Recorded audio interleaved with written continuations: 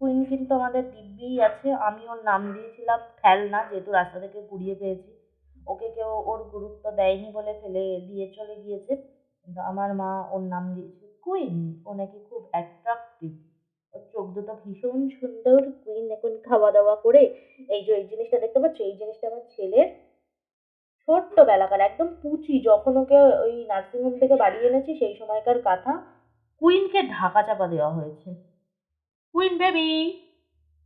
তোমরা তো এতদিনে জেনেই গিয়েছো আমার বাড়িটা হলো মিনি চিড়িয়াখানা। আর এই মিনি চিড়িয়াখানায় কখন যে কি অঘটন ঘটে যায় তার কোনো ঠিক ঠিকানা নেই। এই যেমন 19 তারিখ থেকে আমার ছেলের ফাইনাল পরীক্ষা, 19 তারিখ ইংলিশ পরীক্ষা। এটা ঠিক আগের আগের মানে 18 তারিখ রাতের ভিডিও। 18 তারিখ রাতে আমার ছেলেকে দেখতে পাচ্ছ ওই যে মোবাইল ঘাঁটছে।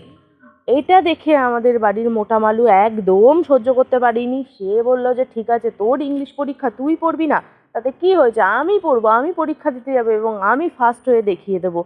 তো দেখো আমার ছেলের বইয়ের ওপরে আমাদের মোটা মালু খানিক গড়াগড়ি খেয়ে নিল। বই উল্টে পাল্টে দেখে সে এখন পাগলা হয়ে গিয়েছে যে এত কিছু আমাকে পরীক্ষা দিতে হবে। আমার মা তার ওপরে যে এত পড়াশোনা করেছিস বলে একখানা চাদর চাপা দিয়ে দিয়েছে। যার পরীক্ষা তার কিন্তু কোনো হুঁশ নেই। সে বেমালুম ফোন দেখতে, সে জানে পাস করলেও কি না করলেও কি। সেই তো আমি ওয়ানে এক লাফে উঠে পড়বো এই চিন্তায় সে দিব্যি আছে।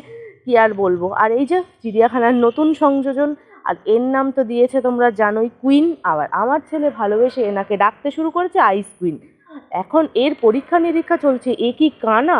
কারণ এর চোখের মনিই দেখা যাচ্ছে না অর্ধেক সময়, আর দেখা গেলেও খুব অল্প অল্প। সারাক্ষণ চোখ উল্টে সাদা সাদা থাকে। আমি তো ভূত ভেবে ভয়ও পাচ্ছি।